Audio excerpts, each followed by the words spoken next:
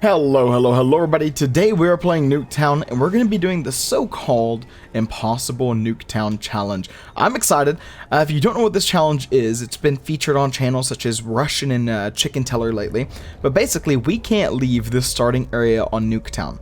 But we are allowed to open a door. What door that is, you might ask?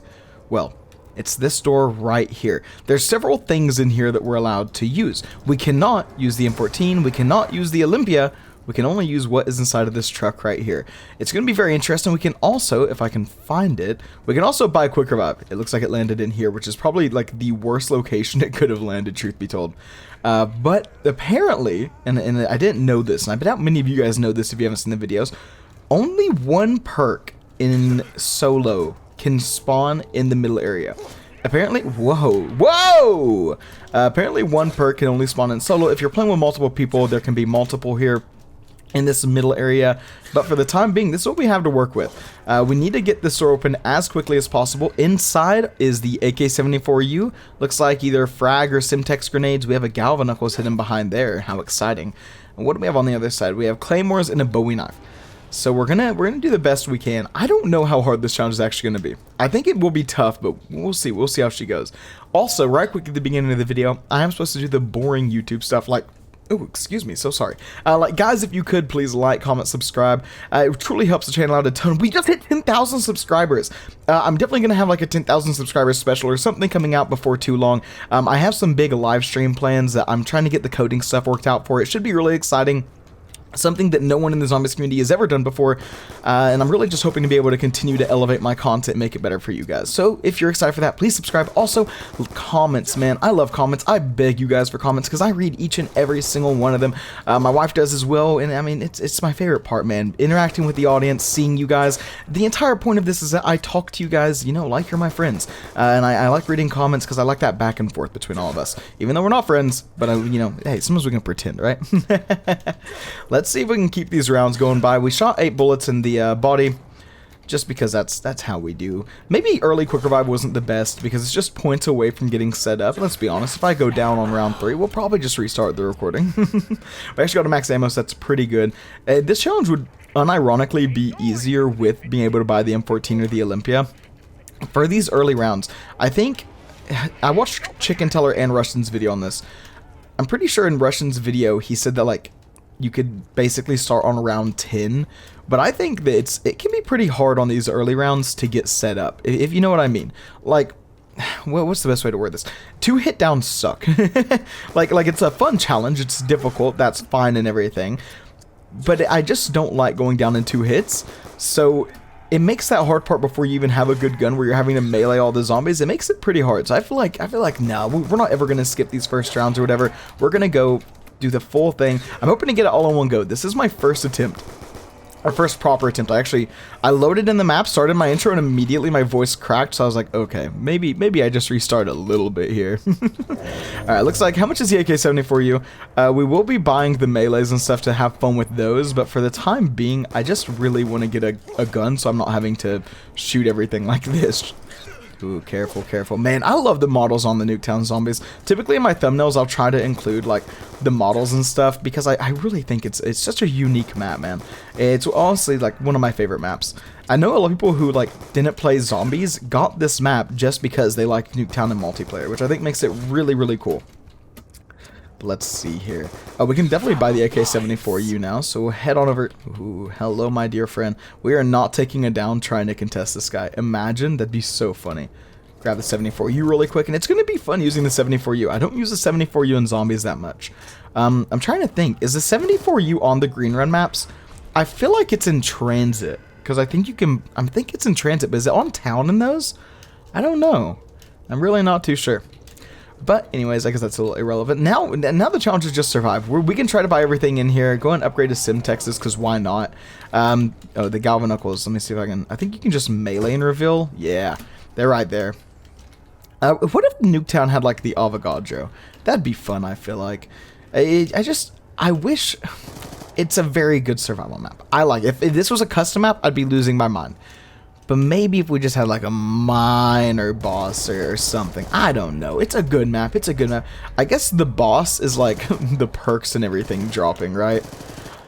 Yeah, I guess so. That's what makes it unique. I take it back. I take it back. The map's very, very unique. It's fun.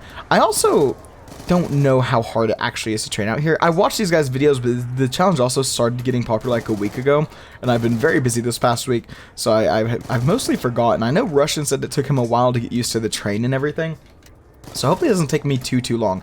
But I also feel like whenever I would play with friends, if it was more than 2 people, someone would have to train in the middle. And I feel like, maybe I'm wrong here, I feel like if you train in the middle, you actually just want to stay in this area. Maybe that's dead wrong. We'll get a feel for it as we go. I trust myself to be able to, you know, be able to figure it out. I do think it's very scary to grab the galvanicles and the Bowie knife, because as fun as it is, it has me so nervous. I also think that holding the claymore increases zombie spawns, if I'm not incorrect.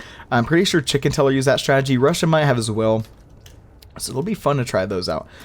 And I think the origin of this challenge is supposed to be something along the lines of like, I could be wrong, but I think it's supposed to be based off of like the Chrism challenge, which is actually the first video that ever made me popular. What it is you go on farm and you turn off magic, so there's no drops. You turn off, there's no drops, there's no wall weapon. No, there is wall weapons. There's no perks, there's no mystery box, right? So you only have wall weapons, and there's only 2 wall weapons on that map, 3 if you include the galvanicles. You turn on headshots only, so you can only hit them in the head. So while melee is possible, it's very difficult. You don't have quick revive. And hellhounds. Hellhounds actually are kind of vital because they do give you max ammos, which can help your train. But they're actually really difficult because hellhounds on headshot only are a mess. It's actually, I'm misremembering it a little bit here. I said hellhounds are vital because of max ammo, not because of max ammo. I thought it was interesting that they dropped max ammo even though magic is off, so you can still get the drop. They're not important because you just can cycle through the main building on farm. But it was a really fun challenge. It's what really made my channel, and I'm forever grateful for being able to clickbait Chrism, let me tell you what. And maybe I clickbait Rushin in this one. If we beat it, I think his round was, I don't know, 22 or 24. We're not going to just end at 15. We're going to go as long as we can here. I'm hoping we don't run into too many issues. How many? Oh, we have enough points to be able to buy the Bowie knife. I guess I can start making some, what is it? Shish kebab? I don't know. That's like skewering. Dude, we don't have a skewer weapon in zombies. Imagine running around zombies and you just have a spear. Maybe there is like a Black Ops 4 map or something with a spear melee weapon in it, because Black Ops 4 did have like a lot of melee weapons. Okay. Is Path of Sorrows, which is like the katana, I know it's a thing in Black Ops 4, right? I know it's like a weapon. Is it also a melee weapon in Revelations?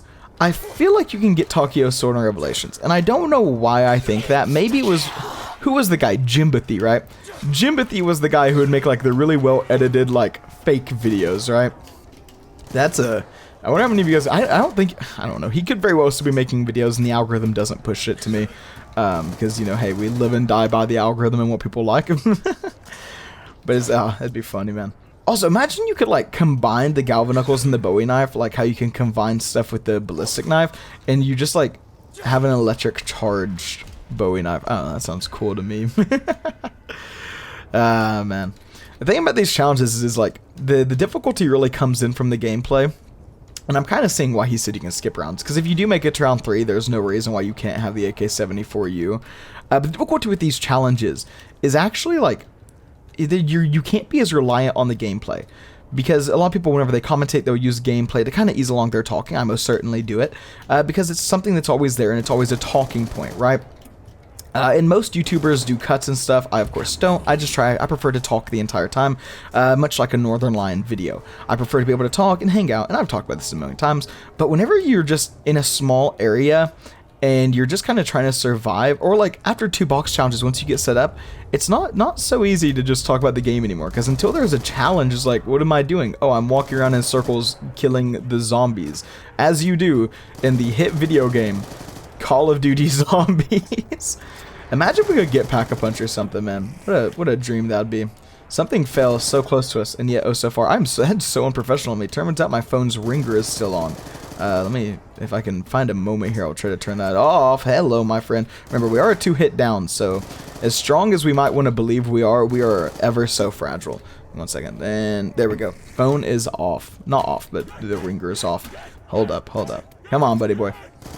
So we can buy more ammo, and we'll go ahead and get the galvanicles. Come here, my dear friends. Get me out of the animation as quickly as possible if we could, so I can reload the AK-74U and we'll keep going. Did we ever figure out why this moves, by the way?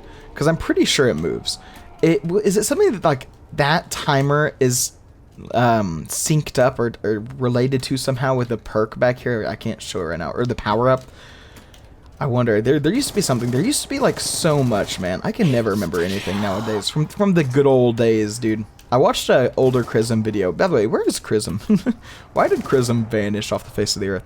Anyways, I watched an older Chrism video, and it was something like, point of view, you're in 2012 playing Transit, and it's just like a ton of misinformation about Bus Route B. I think it mentioned NGT Zombies. I thought it was a funny video.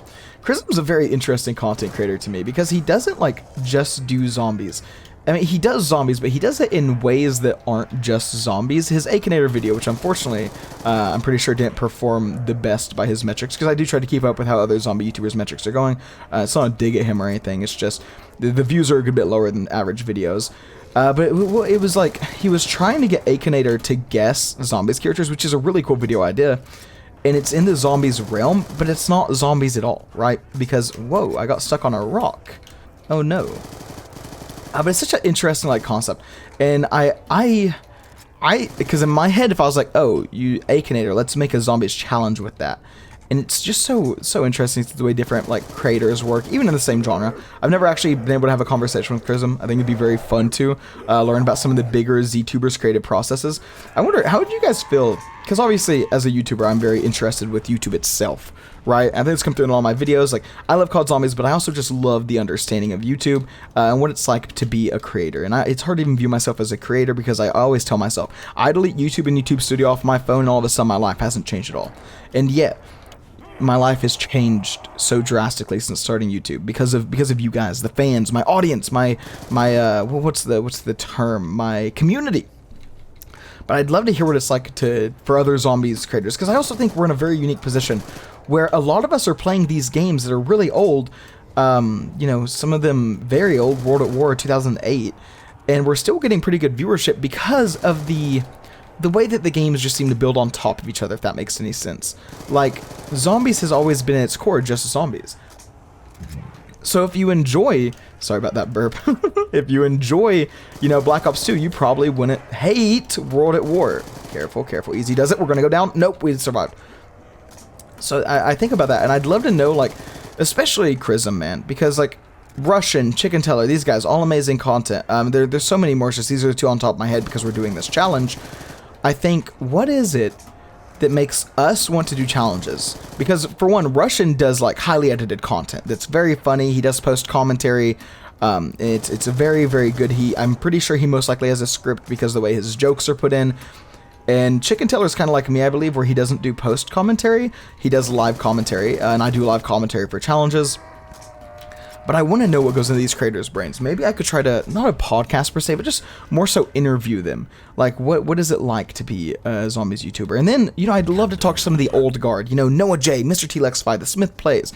And figure out, you know, how the landscape of YouTube has changed over the years and how that's influenced their content creation in regard to the Zombies community. Because I really want us to feel like a community, man. And I feel like back in the day we used to be. And it's hard to feel that way nowadays, man. It's hard to, because I remember loading up, you know, this is a dangerous place to be during grounds. I need to not path around this car. I remember loading up the subreddit, the Cod Zombies subreddit, and seeing the same people all the time and being able to have conversations with them. No, we're dead. We're giga dead. That guy just got right in front of us. How unfortunate. But being able to see these same content creators all the time, not content creators, but just community members. And it's like, I went on there the other day after not being on there for a very long time, and I just don't recognize people anymore, and it feels so lonely, I guess. I don't know. Also, we are in a bad situation. We need to be very careful about pathing through these narrow spaces, because as you saw by our most recent down, all it takes is one zombie that we can't kill slightly quickly enough, and the run is GG. Especially right now, because I want to make a crawler, of course, because we don't have quick revive. We need to be able to path over to quick revive. Now, it is going to be good for once we have all the zombies, being able to get them all lined up. That much I'm not going to deny here. Let's just keep spamming grenades. These things are actually kind of goated. And I would say we could start making like a claymore pile. But I don't super see the need for a claymore pile because... Oh my gosh! Oh, where did he come from, dude? Oh, dude, that just gave me a hard... I really... that might be the first genuine scream on my channel. Oh my... The mic probably didn't pick it up because I have, like, my compressor audio settings. Oh my gosh. I jumped, dude. I jumped. This is why I can't play Nightmare. Dude, I have full respect to the commentator with the Nightmare streak. I'll do it one day, but dude, I'm telling you, you're gonna have to get up there in the numbers, because that map might actually kill me. I don't do well with getting scared, because the zombies came up from behind me, and I almost crapped myself. What a nightmare. Alright, mow down these guys. I'm not even gonna... I will melee one of you. There we go. We did it. Hurrah. I guess I could also mentally need to make sure that if we do get stuck in these situations where there's one zombie in front of us, we can melee and get through. But I want to say that, like, because right here is very narrow. So that's, like, bad. And then over there is very narrow. If we're able to find a way to stay in this middle area throughout the entire thing, that would be 10 times safer. But it's also, like, paying attention to zombie spawns. I don't know where the zombie spawns are because I've never really had to train over here. It's so finicky. So zombies can spawn here, so they can trap me there, but we have a good bit of room. And if we just keep going through, I don't know, man. I don't know. We're just going to have to kind of just play through. This middle area I like. Like, going through these big open areas, because if I see zombies, I can just skirt around them. But the issue with this is it does lend me to this area right here where we're very likely to get trapped. I see the difficulty with it, because if we had, like, a good gun, like, it's not super viable for high rounds, because you have to think, whenever you're high round training, the guns don't kill zombies, right? You can't just kill any zombie you want to at a given moment, and on a lot of maps. Some maps, if you have insta-kill weapons, you can, but on a lot of maps, it's like, you need a path in ways where you never ever get stuck, because if you get stuck, you're just dead, because you can't stay alive. It's just not possible. I'm liking what we're doing here now, though, because I feel like I can get everyone mostly spawned in and together before we have to cross the one skinny area. As long as we can just make sure that we don't, like, get hit too much from behind. I do imagine, dude, if we had a zombie shield, my life 10 times better. Honestly. I wish that we got quick revive anywhere but where it is. Because, like, even over there, like, right there, I'm 99% sure is a spawn. We could at least buy it in the middle of a round. It'd be a little bit less horrifying. I could, you know what, hold up. If I do want zombies to spawn in faster, then what we can do is we can hold the claymore. We'll hold the claymore. We'll try to get zombies to spawn in as quickly as possible. I'm pretty sure that's how this works. Holding a claymore causes zombies to spawn in faster. Black Ops 3 yesterday. I uploaded a video and I uploaded a video and I used the gobble gums. Also, this is the opposite of what I'm supposed to do. Hold up. We're good. Careful. Easy does it. This is not how I want my train to go, right? Like, this is not what the plan was, but we're okay. And I will use a gobble gum and I pressed the wrong key because I thought the number by it was what key it was. It's because in Black Ops 2, I mixed it up. In Black Ops 2, if you can see us holding our claymores, it says we have 2 charges, but it's the 3 key, and I can never remember because the games all swap what key is for what, so I always have a hard time remembering. Because I would play Origins on Black Ops 2 and then Black Ops 3, and it's different keys for the shield and everything. But that's why I made that mistake. Because I know it probably seemed a little odd to you guys on camera. It's like, why does he not know the gobblegum key? It's because I constantly go back and forth between all of the games, and the keys all swap. I could probably just go into my keybinds and make them all the same. But then where's the challenge of it? Zombies definitely did spawn in a lot more holding the claymores. I'm probably going to keep forgetting to pull them back out, but I will try my best. I just want to make sure we don't get trapped, man. I really want to make it to at least round 15. Like, that's my goal here. Grab the maxi. That's round 12? Easy. Oh, we got 20 minutes. Oh, no, this is short, dude. Rounds are going by quick. Normally, round 15 is like a good, 30-minute video. Hold up, wait a minute. I'm getting a little uncomfortable. Oh, this is stressful. Let's see, man. With the lightning, I just feel like it'd be so cool to have an Avogadro. Like, just give me something. Imagine the Megaton. I think that's what it's called. In Cold War, the Megaton boss. Imagine that just shows up in a Black Ops 2 map. Dude, that'd be one of the sickest Black Ops 2 bosses. Because, like, nothing against Brutus. Brutus is thematically very cool. he just runs at you. He can lock stuff. But I mean, I guess the Megatron just runs at you, but at least like splits in half. And I do think they're like, obviously the graphic fidelity wouldn't be there, because I do think Cold War is actually beautiful. So is Black Ops 4 Zombies, man. They're both really, really beautiful games. And I think on PC, these games look really good. But regardless, I think it'd be cool to just have a unique boss like that. Because what, Black Ops 2 bosses were... I'm not counting Nova Crawlers, so it's... Transit had the Avogadro, which kind of was just... You just meleeed him, or you threw an EMP at him. And he would shock you a little bit. Careful, easy does it. And then what came after? Dairaz, no, nothing. Nuketown, obviously nothing. And then second DLC was Mob of the Dead. Mob of the Dead had Brutus. Buried did not have a boss zombie. Buried had the witches, but the witches aren't really boss zombies. We had Leroy, but Leroy also wasn't a boss. Origins had the Panzer Soldat, which was insane. Very, very cool boss idea. Obviously because they brought him back over and over and over, huh? They liked it so much they did it again. Boss zombie so nice they did it 4 times. I will say, love the Origins, specifically the Black Ops 2 Origins Panzer. But I like the Origins Panzer. I hate the Dyson Jock Panzer. Whoever gave him a grenade launcher is like, you wanted to make the world a worse place. You are the opposite of like a philanthropist. You're like, how do I actively make my community as miserable as possible? Whoa! I think I definitely want to start like an interview thing, because I think about like, I just want to ask game devs why. Why did you do it this way? What is there? And I wonder if I do build up the channel enough, and I do have this, if it would be like possible to get in contact like former employees at Treyarch, because I'm sure Blundell, even though he's left Treyarch, I'm sure because he's left Treyarch, I'm sure he doesn't want a ton to do with it. But I do wonder how much is under NDAs and how much we could get him to just tell us a little bit, just a little bit. I just want to know, is the Shadows? I need to know. Is the Shadows of Evil Easter egg real or not?